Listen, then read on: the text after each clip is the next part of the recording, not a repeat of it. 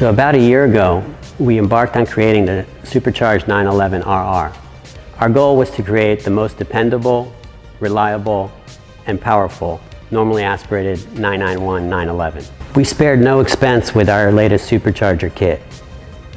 Everything from the autonomous drive system, to the billet tensioner system, to the ProCharger P1SC head unit, which is capable of over 600 horsepower.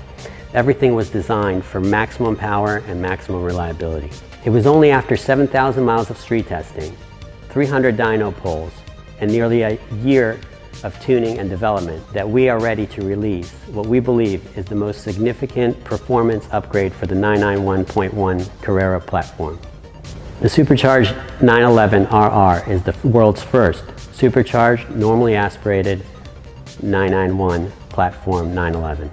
Well, I think the main thing is, first of all, there are no significant performance upgrades available for the normally aspirated 911 of this generation, of the 991 generation.